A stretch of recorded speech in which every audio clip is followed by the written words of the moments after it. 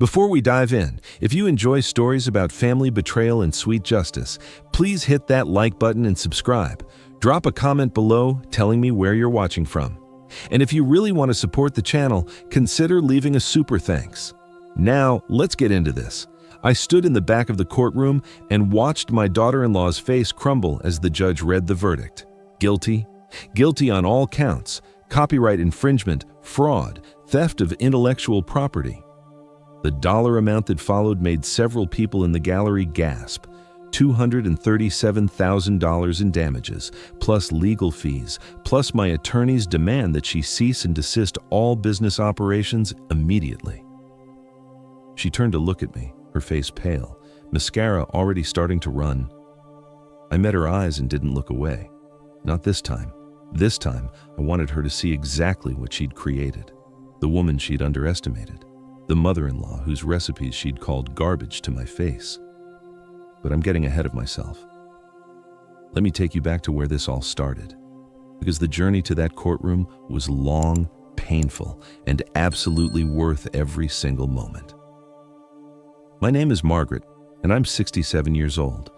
I've been cooking since I was 8 years old, standing on a step stool in my grandmother's kitchen in rural Pennsylvania, learning how to make her famous pierogi from scratch. My grandmother came over from Poland in 1946 with nothing but her recipe notebook tucked into her coat pocket.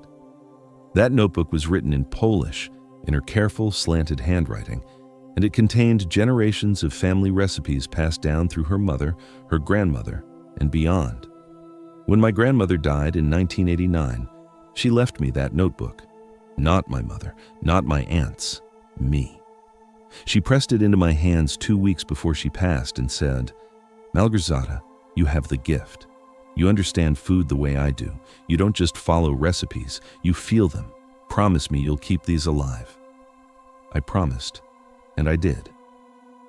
Over the next 30-plus years, I didn't just keep those recipes alive. I transformed them. I adapted them. I made them my own while honoring their roots. I spent hundreds of hours perfecting each dish, testing variations, writing detailed notes in the margins. I added my own mother's recipes to the collection. I created entirely new dishes inspired by the techniques I'd learned. By the time I was 60 years old, I had 3 notebooks filled with recipes, handwritten, tested, perfected. Some of them had been served at every major family event for decades. Some of them I'd only shared with my closest friends. All of them were mine. I never planned to do anything commercial with them. They were family legacy. They were love made edible. They were the thing that made me feel connected to the women who came before me and the people I fed at my table. I should tell you about my son, David. He's my only child, and I love him more than anything in this world. He was born in 1981, and from the time he was little, he loved my cooking. He'd come home from school and head straight to the kitchen to see what I was making. He learned to cook alongside me, though he never had the patience for it that I did. As an adult, he became a software engineer. Smart kid. Good heart. But like a lot of good-hearted people, he was a terrible judge of character when it came to romantic partners. Enter Christina.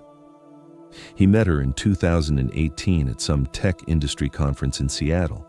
She was 29 years old, working in marketing for a startup. Beautiful girl. I'll give her that. Tall, blonde, the kind of polished look that comes from expensive salons and knowing exactly how to present yourself. David was absolutely smitten. Within 6 months, they were engaged. Within a year, they were married. I tried to be happy for him. I really did. But from the first time I met Christina, something felt off. She was charming, don't get me wrong. She knew exactly what to say and how to say it, but it felt calculated. Like she'd studied how to interact with a potential mother-in-law and was running through a script. The first red flag came at their engagement dinner.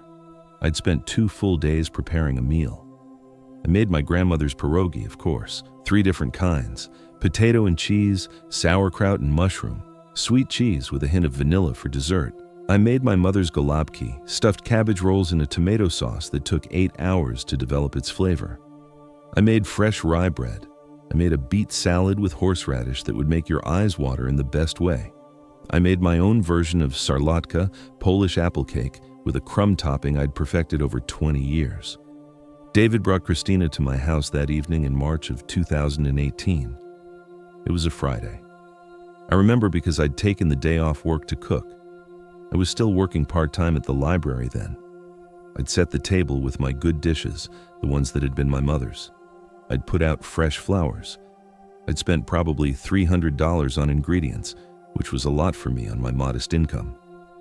Christina walked in wearing designer jeans and heels that probably cost more than my monthly car payment. She air-kissed both my cheeks and complimented my home in that way that somehow felt like an insult. "Oh, how quaint," she said, looking around my living room. "It's so cozy, very retro." My house was built in 1952. I've lived here for 40 years. It's not retro, it's just old, but I let it slide. We sat down to dinner. I brought out each dish with pride, explaining the history, the technique, the family connection. David was enthusiastic, as always. He knew these dishes. He'd grown up with them. He was already reaching for the pierogi before I'd finished setting them down. Christina took small portions of everything, tiny bird-like portions. She pushed food around her plate more than she ate it. And then, about 20 minutes into the meal, she set down her fork and said, "Margaret, I have to be honest with you. This food is really heavy. I try to eat clean. Whole foods, nothing processed. I'm sure this was traditional back in the day, but modern nutrition science has really moved past this kind of cooking."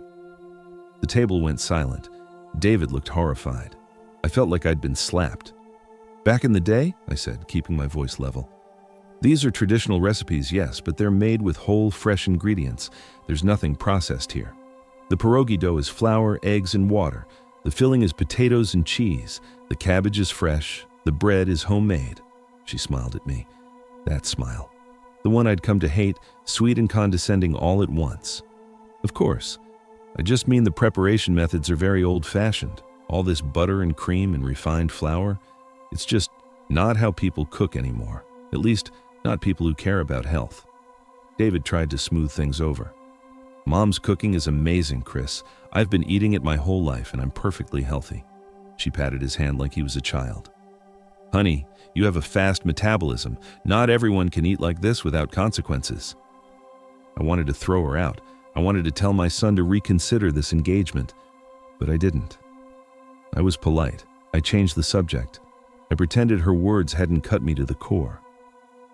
When they left that night, David gave me an extra long hug and whispered, "I'm sorry, Mom. She's just health conscious. Don't take it personally." But how else was I supposed to take it? She'd called my family's culinary legacy unhealthy, old-fashioned, and essentially worthless. She'd insulted generations of women who'd poured love into these recipes. She'd insulted me. And that was just the beginning. Over the next year, leading up to their wedding in June of 2019, Christina made it clear that my cooking wasn't welcome in her life. When I offered to make food for the engagement party, she said they were hiring caterers who specialized in modern, elevated cuisine. When I suggested I could make their wedding cake, she actually laughed and said they'd already booked a pastry chef from a fancy bakery in the city. The wedding itself was beautiful, I'll admit. Expensive. Very expensive. They held it at a vineyard in Napa Valley. I flew out from Pennsylvania, spent $800 on airfare and hotel that I really couldn't afford. The food at the wedding was what Christina would call elevated. Tiny portions of things I couldn't identify, arranged artfully on oversized plates. I overheard her telling someone that every dish was Instagram-worthy. I went to bed hungry that night and ordered a pizza to my hotel room. After they got married, the comments continued. Every holiday, every family gathering, Christina found new ways to criticize my cooking while pretending to be helpful. Thanksgiving 2019. "Margaret, have you ever considered doing a deconstructed turkey? It's so much more interesting than just roasting a whole bird." Christmas 2019. "These cookies are so sweet. Have you thought about using alternative sweeteners? Stevia maybe, or monk fruit?" Easter 2020.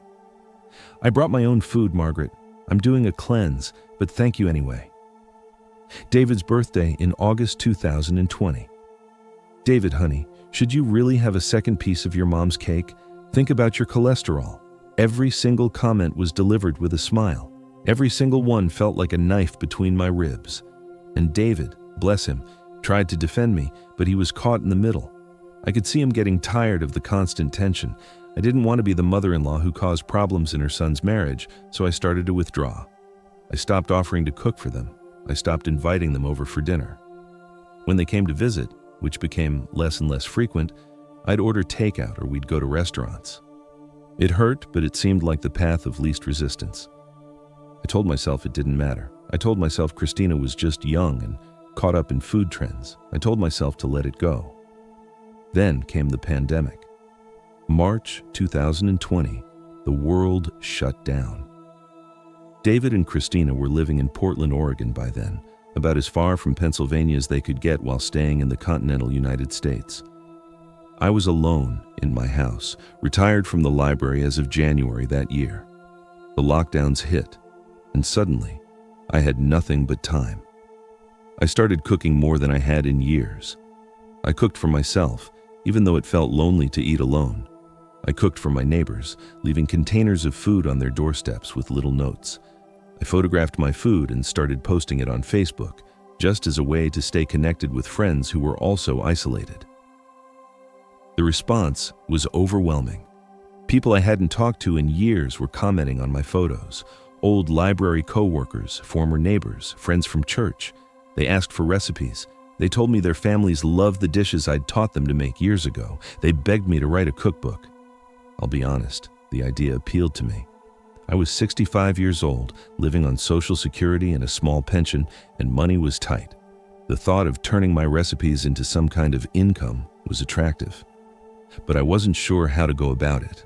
I wasn't tech-savvy enough to figure out self-publishing. I didn't have money to invest in a professional endeavor. So I just kept posting photos and recipes on Facebook, building this little community of people who appreciated traditional home-cooked food. In September 2020, David called me. He and Christina were struggling, he said. The pandemic had hit Christina's startup hard, and she'd been laid off. They were living on his salary alone, and money was tight. Christina was stressed about being unemployed. She was looking for work but having trouble finding something in her field. "Mom," David said, "I know this is a lot to ask, but would you be willing to share some of your recipes with Christina? She's been talking about maybe starting a food blog or something, just as a side project while she job hunts. She's really interested in learning more about cooking." I should have said no. Every instinct I had told me to protect those recipes, to protect myself. But this was my son asking, and Christina was family now, whether I liked it or not. If sharing a few recipes could help them financially and maybe, just maybe, build a bridge between Christina and me, wasn't that worth trying? "Of course," I said. "I'd be happy to help." The next week, Christina called me for the first time in months. She was sweet, overly sweet. She apologized for her previous comments about my cooking. She said she'd been immature and judgmental. She said she'd spent the pandemic thinking about what really mattered, and she'd realized that family and tradition were more important than she'd understood. She said she wanted to learn from me. I wanted to believe her. I wanted to believe people could change. I wanted my family to be whole. "I'd love to share recipes with you," I told her. "What kind of thing are you interested in?" "Everything," she said. "I want to learn everything, especially your grandmother's Polish recipes. David talks about them all the time. And I've been thinking, there's a real market for authentic traditional recipes right now. People are tired of complicated restaurant-style cooking. They want comfort food. They want family recipes." We talked for over an hour. She asked about my process, my ingredient sources, my techniques. She asked if I'd written down my recipes in a format that could be easily shared. I told her about my notebooks. "Would you be willing to scan them or photograph them for me?" she asked. "I'd love to start testing some of the recipes. Maybe we could even work on this together, like a family project." That should have been another red flag. But I was lonely. The pandemic had been isolating. The idea of a project with my daughter-in-law, of finally connecting with her over food, was too tempting to resist. Over the next 2 months, I photographed every single page of all 3 of my recipe notebooks, hundreds of recipes, my grandmother's originals in Polish with my English translations beside them, my mother's recipes, my own creations, my notes, my modifications, my secrets. I sent them to Christina in batches via email. She was grateful, enthusiastic, full of questions. She called me regularly during this time. We'd talk about recipes, about technique. She asked me to walk her through processes step by step. How did I get my pierogi dough so tender? What was the secret to my tomato sauce? How did I make my bread so soft inside with such a perfect crust? I told her everything. Like a fool, I told her everything. In November 2020, Christina mentioned she was starting a food blog. Just something small, she said, to keep herself busy and maybe make a tiny bit of side income. She asked if I'd mind if she featured some of my recipes, with full credit, of course. She'd mentioned that they came from her mother-in-law's family collection. She'd drive traffic to my Facebook page. It would be good for both of us. Sure, I said, that sounds nice. The blog launched in December 2020. It was called Christina's Table. The design was beautiful, professional, clearly done by someone who knew what they were doing. The first recipe she posted was my grandmother's pierogi. But the story attached to it wasn't about my grandmother. It was about Christina's journey to learn about her husband's cultural heritage. She mentioned me in passing, a single line. These pierogi are based on a traditional recipe from my mother-in-law's family. Based on. Not this is, based on. Like she'd merely been inspired by my recipe, rather than copying it word for word. I didn't say anything. I told myself I was being oversensitive. She'd credited the family. That was enough, right? Over the next few months, Christina posted more recipes. My mother's golubki, my charlotka, my beet salad, my rye bread. Each one came with a story, but the stories were always about Christina. Christina learning to cook, Christina connecting with tradition, Christina discovering the joy of homemade food. I was barely mentioned. My grandmother wasn't mentioned at all. Her blog started getting attention. By March 2021, she had several thousand followers. She was posting professionally photographed images of the food, my recipes, presented as if they were hers. I should have said something then. I should have called David, called Christina, demanded that she give proper credit. But I didn't want to cause problems. I didn't want to seem petty. I didn't want to be the difficult mother-in-law. So I stayed quiet and watched as my family's legacy became Christina's content. In May 2021, Christina emailed me. She said her blog was doing well. She said she'd been approached by a literary agent who wanted her to write a cookbook. She asked if she could use more of my recipes. She promised, again, that I'd be properly credited. She even offered to pay me. How much? I asked. $500, she said, for unlimited access to all your recipes for the cookbook. $500. For recipes I'd spent 40 years collecting, testing, perfecting, for my grandmother's legacy, for my mother's memory, for my own creative work. Christina, I said carefully, these recipes are worth more than that. If you're getting a cookbook deal, you'll make significantly more than $500, she laughed, a light, dismissive laugh that made my stomach turn. Margaret, let's be realistic. These are just basic home cooking recipes. They're not innovative or unique. You can find pierogi's recipes anywhere. I'm doing you a favor by preserving them and introducing them to a wider audience. Most people would be grateful for the exposure. I was stunned. After everything, after all the phone calls and the supposed interest in learning and connecting, this was what she really thought. My recipes were basic, not unique. I should be grateful for the exposure. I need to think about it, I said, and ended the call. I didn't sleep that night. I kept thinking about my grandmother's hands, wrinkled and spotted with age, guiding mine through the motions of crimping a pierogi. I thought about my mother teaching me to test bread dough by pressing it gently and feeling for the right amount of resistance. I thought about all the hours, all the love, all the tradition bound up in those recipes. And I thought about Christina calling them basic. The next morning, I called her back. I can't do $500, I said. If you want to use my recipes, I need proper credit in the book. Not just a mention, co-authorship, and a fair percentage of royalties. There was a long silence. Then Christina said, in a voice I'd never heard her use before, flat and cold, "You're joking." "I'm not joking. These are my recipes, my family's recipes. If they're going to be in your cookbook, I deserve proper compensation and credit."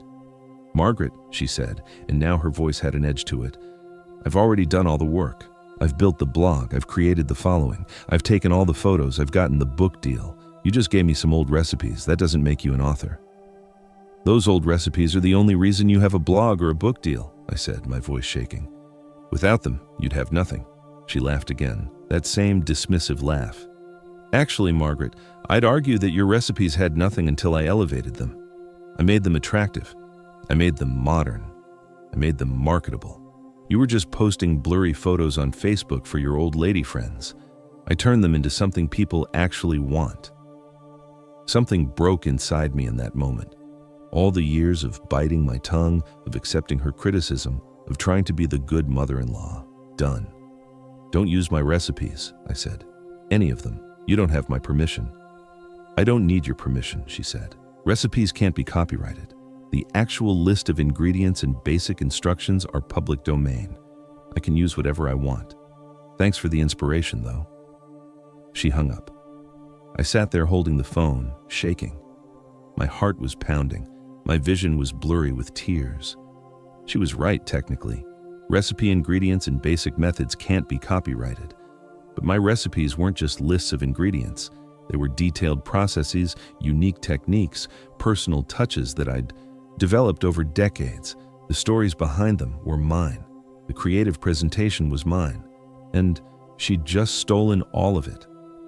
I called David immediately. He didn't answer. I left a voicemail asking him to call me back, that it was important. He called 3 hours later. "Mom, what's wrong?" I told him everything. The blog, the cookbook deal, Christina's offer, her dismissal of my request for proper credit. I told him about the phone call, about her claiming she didn't need my permission. David sighed. It was the kind of sigh that told me he'd heard this kind of thing before from her. "Mom, she's stressed about the book. She's been working really hard on this." "David, those are my recipes." "I know, Mom, and she'll credit you in the book. She told me she planned to. She's just sensitive about the money stuff because we're still struggling financially." "She offered me $500, David. $500 for unlimited use of recipes that are worth thousands." "Mom, I don't know what to tell you. It's a tough situation. Maybe you could just let this one go. For me? Please, I don't want this to become a big family fight." There it was. The same plea he'd been making for years. Just let it go. Don't make waves. Don't cause problems in his marriage. Choose peace over principle. "What if I can't let it go?" I asked quietly. Another sigh. "Then I guess you have to do what you have to do, but Mom, think about what you're risking here. Do you really want to lose your son over some recipes?" That question haunted me for weeks.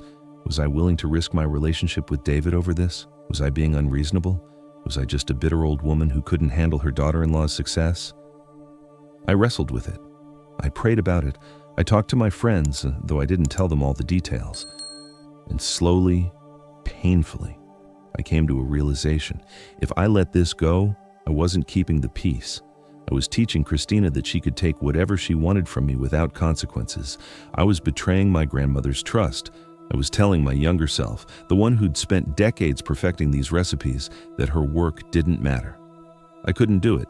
In June 2021, I did something I'd never done before.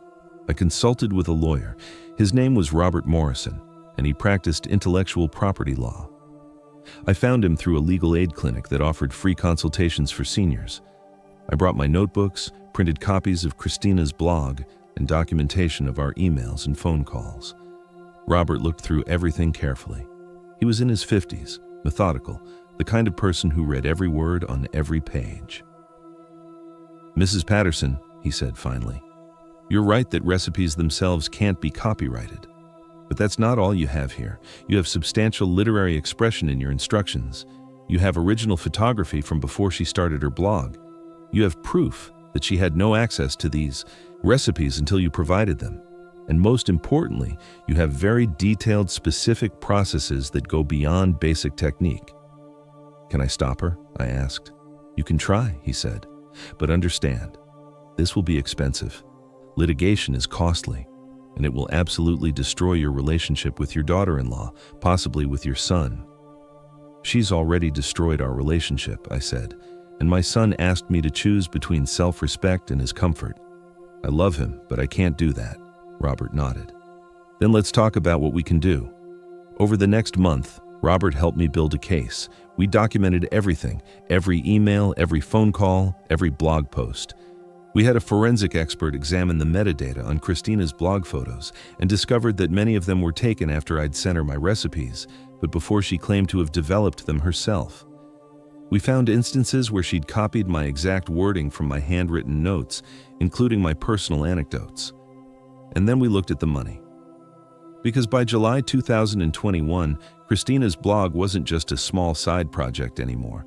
She'd monetized it, she had sponsors, she was running ads, she was selling merchandise, and she'd signed a book deal with a major publisher for an advance of $75,000. $75,000. Based entirely on recipes she'd told me were just basic home cooking. On August 1st, 2021, Robert sent Christina a cease and desist letter. It demanded that she remove all my recipes from her blog, withdraw any materials based on them from her book deal, and provide an accounting of all money she'd made using my intellectual property. She responded through her own lawyer 10 days later. The letter was aggressive, dismissive, and made several claims that were demonstrably false. She claimed she'd developed all the recipes independently. She claimed I'd given her permission to use them freely. She claimed that even if there were similarities, recipes were public domain and I had no case. We went to court in October 2021. It was just a preliminary hearing to determine if I had grounds for a lawsuit. I walked into that courtroom terrified. Christina was there with her lawyer, looking polished and confident in an expensive suit. She didn't even glance at me. The judge reviewed the evidence, he looked at my notebooks, he looked at the blog, he looked at the timeline, and after about 45 minutes he said, "Motion to dismiss denied. This case has merit and will proceed to trial." Christina's face went white. Her lawyer started talking quickly about settlement options, but Robert shook his head. "My client wants to go to trial," he said. Because I did. I didn't want a quiet settlement and a non-disclosure agreement. I wanted the truth to come out. I wanted people to know what she'd done. I wanted justice, not just money. The trial was set for April 2022. In the meantime, word started to spread. A local newspaper got wind of the case and ran a story about it. Then, a food blogger picked it up. Then, someone posted about it on Reddit. Within a week, it had gone viral in certain circles. People were calling it the pierogi case. Food bloggers and home cooks were weighing in on whether recipes could be stolen, whether family recipes should be protected, whether Christina was an opportunist or an entrepreneur. Christina's blog comments became a war zone. Half the people defended her, saying I was a bitter old woman trying to profit off her success. The other half called her a thief and demanded she take down all my recipes. She disabled comments and eventually made the entire blog private. The book deal fell apart. The publisher, not wanting to be associated with a potential copyright case, withdrew their offer. Christina lost the $75,000 advance. David called me in January 2022. We hadn't spoken since I'd filed the lawsuit. This was the longest we'd ever gone without talking. "Mom," he said, and his voice was strained, "please drop this. Christina is falling apart. She's depressed. She can't find work. This lawsuit is killing her, and it's killing me to be in the middle of this." "I'm sorry you're in the middle," I said. "But David, she stole from me. She built her entire online presence on my work and then told me it was worthless. How can I just let that go?" "Because she's my wife," he said, "and you're my mother, and I need you both to be in my life. But if this continues, I can't do this, Mom. I have to choose her." My heart broke. "If you have to choose her, I understand, but I can't drop this case. I can't tell you that what she did was okay." He was quiet for a long time. "Then I guess this is goodbye." The line went dead. I cried for 3 days straight. I'd lost my son, the only family I had left. For what? For recipes? For pride? Was Robert right? Had I destroyed everything over something that ultimately didn't matter? But then I thought about my grandmother again. I thought about all the women whose labor and creativity had been dismissed as just cooking throughout history. I thought about how many times women's work, especially domestic work, had been devalued and stolen without credit or compensation. And I thought about the fact that if I backed down now, I'd be telling Christina and people like her that it was okay to exploit people who were too afraid to fight back. So I kept going. The trial began on April 18th, 2022. It lasted 3 days. Robert presented our evidence methodically, brutally. He showed the timeline of when I'd sent recipes and when Christina had posted them. He showed the identical wording, the identical techniques, the identical stories. He brought in an expert witness, a food historian, who testified that my recipes contained unique elements that went beyond basic, traditional methods. He showed the accounting of how much money Christina had made from her blog monetization, her sponsors, and her book advance before it was withdrawn. The total came to $87,000 over just 9 months. Christina's lawyer tried to argue that she'd transformed the recipes, that she'd made them her own, that I'd given her permission. But under cross-examination, Christina fell apart. She couldn't explain the identical wording. She couldn't explain how she'd developed recipes in 2 weeks that I'd testified had taken me months or years to perfect. She couldn't explain why she'd offered me money for the recipes if she didn't believe they were mine. And then, Robert asked her the question that ended it all. Ms. Patterson, you testified that your mother-in-law's recipes were basic and not unique. If that's true, why did you use them at all? If they were so simple and unoriginal, why not create your own recipes? Christina opened her mouth, closed it, opened it again. They were good recipes. I didn't mean they weren't good. I just meant they weren't. She wasn't what? Robert pressed. She wasn't going to do anything with them. She wasn't smart enough to monetize them herself. She wasn't important enough to deserve credit. Objection, Christina's lawyer said, but it was too late. The damage was done. There was another moment during the trial that I'll never forget. Robert called me to the stand on the second day. He asked me to describe my relationship with my grandmother, how I'd learned these recipes, what they meant to me. I talked about standing on that step stool as a little girl. I talked about my grandmother's hands teaching me to feel the dough, to know by touch when it was ready. I talked about the notebook, written in Polish, and how I'd learned to read my grandmother's handwriting before I could read Polish itself, because I spent so many hours studying those pages. I talked about the promise I'd made to her. What did you promise her? Robert asked gently. I promised her I'd keep the recipes alive, I said. My voice broke. I promised her I'd honor where they came from. I promised her I'd pass them on to people who would understand what they meant, not just food, connection, history, love. Robert nodded. And when Christina took your recipes and presented them as her own, how did that make you feel? I looked across the courtroom at Christina. She was staring at the table, not meeting my eyes. Like I'd broken my promise, I said. Like I'd failed my grandmother. I'd given those recipes to someone who saw them as content, as data, as a way to make money. She didn't honor them. She didn't respect them. She just took them. I saw 2 of the jurors wipe their eyes. The judge himself looked moved. Christina's lawyer tried to paint me as vindictive during his cross-examination. He asked why I hadn't just asked Christina to take down the blog posts, why I hadn't tried to work things out privately, why I'd gone straight to legal action. I did try to work it out, I said. I asked for fair credit and compensation. She laughed at me. She told me my recipes were worthless and that I should be grateful she was giving me exposure. Then she told me she didn't need my permission to use them. What else was I supposed to do? He didn't have an answer for that. The jury deliberated for 4 hours. When they came back, the forewoman read the verdict, guilty on all counts. Christina was ordered to pay me $237,000 in damages. This included the $87,000 she'd made, plus additional damages for emotional distress, plus punitive damages because the jury found her actions to be willful and malicious. She was also ordered to cease and desist all use of my recipes, to issue a public statement acknowledging the theft, and to pay my legal fees, which came to another $32,000. Christina appealed.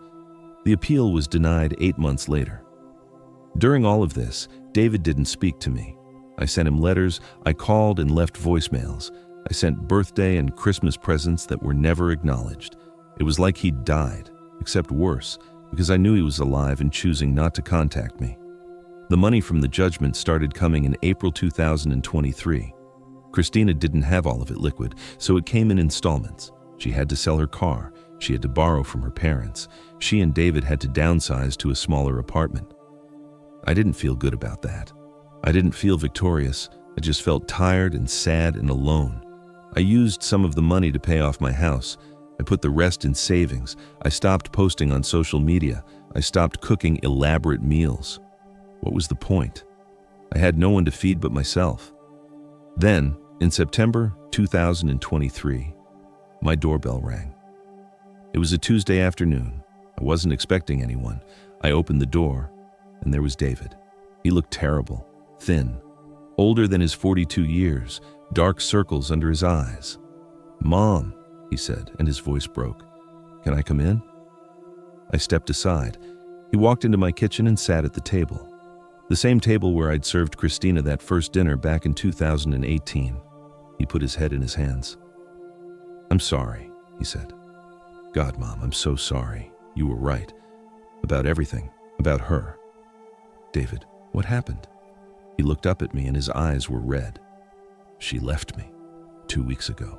She said she couldn't be with someone who wouldn't support her, who let his mother destroy her career. She'd been having an affair for 6 months with her lawyer, the one who represented her in the case. They're together now. And before she left, she told me that she'd never actually loved me. She married me because I had a stable job and she thought I'd be successful. When she started the blog, she saw it as her way out. She said I was just a stepping stone." My heart broke all over again. Not for myself this time, for my son. "Oh, David," I said, "I'm so sorry." "I should have believed you," he said, "from the beginning. You tried to tell me who she was and I wouldn't listen. And then when you stood up for yourself, I punished you for it. I chose her over you and I was wrong. I'm so wrong. Can you forgive me?" I moved to where he was sitting and wrapped my arms around him. He cried into my shoulder like he used to when he was a little boy and had fallen off his bike or been hurt by kids at school. "Of course I forgive you," I said. "You're my son. I love you. That never changed." We talked for hours that day. He told me everything. How Christina had become increasingly cold after the lawsuit. How she'd blamed him for not being more successful. How she'd constantly compared him to other men, wealthier men, more important men. How she'd isolated him from his friends and family. How controlling she'd been about money, even though most of their financial problems came from her having to pay the judgment. "She told me the whole time that you were the problem," David said, "that you were jealous of her success, that you were trying to punish her for being young and pretty, that you'd always hated her. And I believed her because I wanted my wife and my mother to get along, and it was easier to believe you were being unreasonable than to believe I'd married someone who was using me." "You couldn't have known," I said. "I should have known," he said. "You raised me better than that. You taught me to see people clearly. I just didn't want to see her clearly because then I'd have to admit I'd made a mistake, and it was easier to lose you than to face that." We cried together. We apologized to each other. We started the slow process of rebuilding our relationship. David moved back to Pennsylvania in November 2023. He found a job in Philadelphia, about an hour from my house. We started having dinner together every Sunday. I started cooking again. Not for social media, not for money, just for my son and for myself.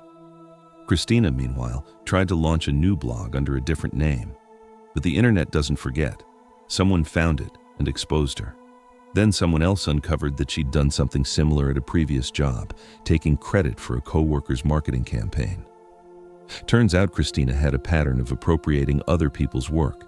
Her new blog lasted 2 months before she shut it down. The last I heard, she'd moved to Los Angeles and was working as a personal assistant to some minor celebrity. Her social media presence is almost non-existent now. The few photos she posts get barely any engagement. I wish I could say I felt satisfaction about that, but mostly I just feel sad.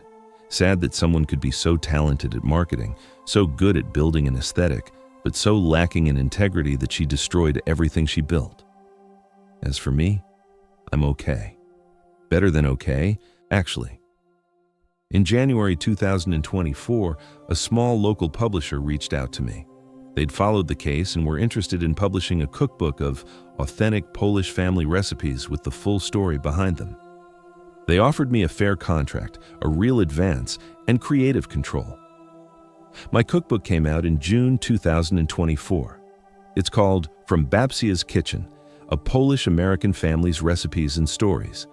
Babcia means grandmother in Polish. The book includes my grandmother's recipes, my mother's recipes, and my own creations. Every single recipe has a story attached. Stories about immigration, about family, about love and loss and tradition. Stories about the women who came before me and kept these recipes alive. The book has done well. Not bestseller well, but solid. It's earned out its advance and continues to sell steadily. I get emails from readers regularly, telling me they made my pierogi for their families, that the recipes reminded them of their own grandmothers, that the book made them cry. That means more to me than any amount of money. I also started teaching cooking classes. Once a month, I hold a class in my kitchen for 6 people.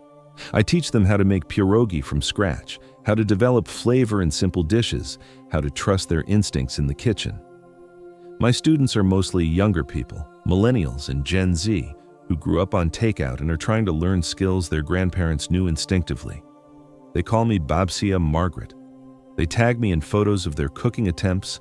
They send me thank you notes. They've become like an extended family. David met someone new in March 2024. Her name is Jennifer. She's a teacher, quiet and kind, with a great laugh.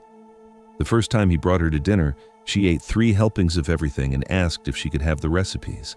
Not to post online, not to monetize. She genuinely wanted to learn to make them for herself. I taught her how to make pierogi on a Sunday afternoon in May. She was patient and focused, willing to do the work to get it right. When we finished, she said, "Thank you for sharing this with me. I know how much these recipes mean to you and your family." She got it. She understood. And in that moment, I knew David was going to be okay. They got engaged in September 2024. The wedding is planned for June 2025.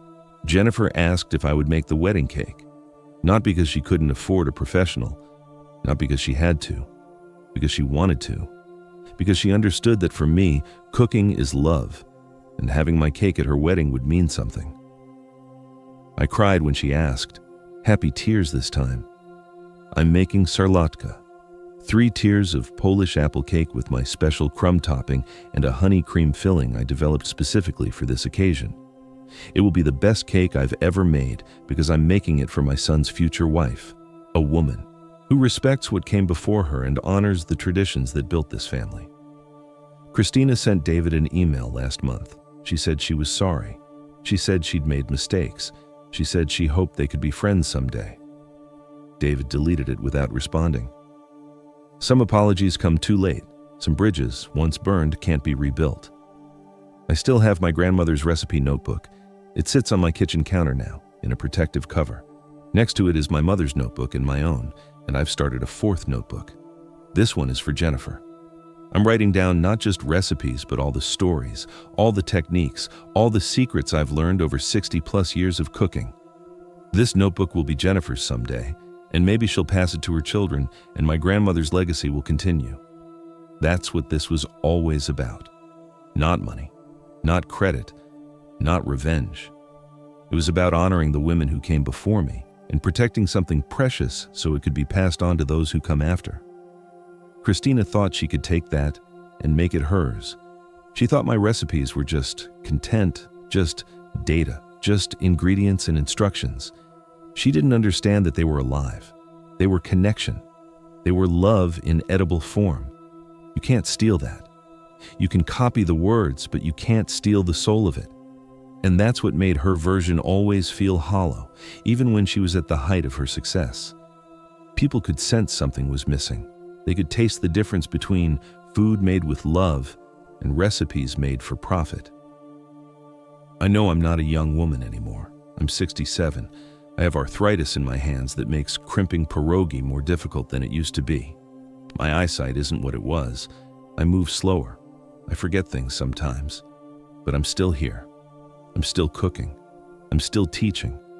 I'm still protecting and honoring my grandmother's legacy.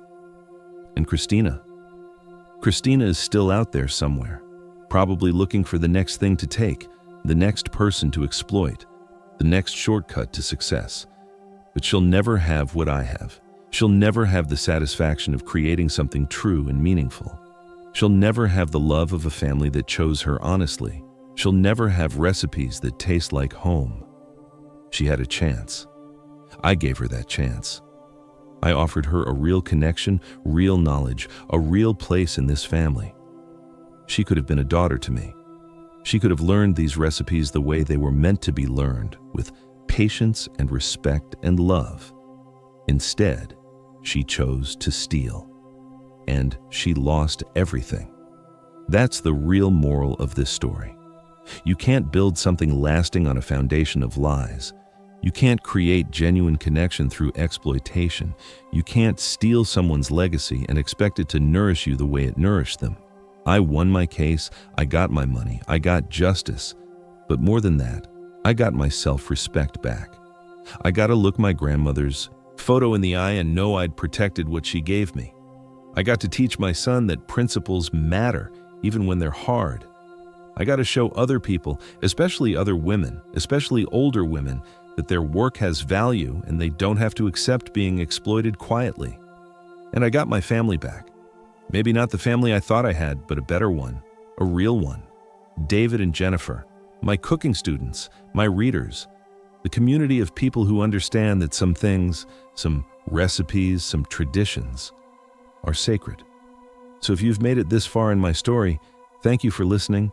Thank you for letting me tell you about my grandmother, my mother, my recipes, and my fight to protect them.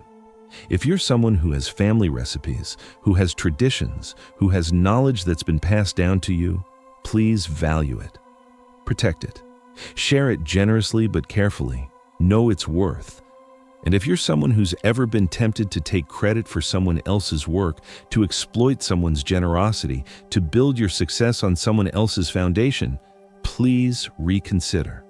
It's not worth it. The cost is too high, not just in legal judgments, but in your own soul. As for me, I'm making pierogi this weekend. David and Jennifer are coming over. I'm teaching her how to make the dough from scratch. We'll stand in my kitchen, 3 generations of cooks working together, creating something that's both ancient and new. And somewhere, I hope my grandmother's smiling. Thank you for watching. If this story resonated with you, please hit that like button and subscribe to the channel. Leave a comment telling me about your family recipes and traditions. Have you ever had to fight to protect something important? Do you have recipes that have been passed down through your family? I'd love to hear your stories. And if you really want to support this channel and hear more stories like this, please consider leaving a super thanks. Every bit helps me continue sharing these stories of justice, family, and the power of standing up for what's right. Until next time, remember, your work has value, your traditions matter, and sometimes fighting for what's yours isn't about revenge, it's about respect. For yourself, for those who came before you, and for those who will come after. Take care of yourselves. And keep cooking with love.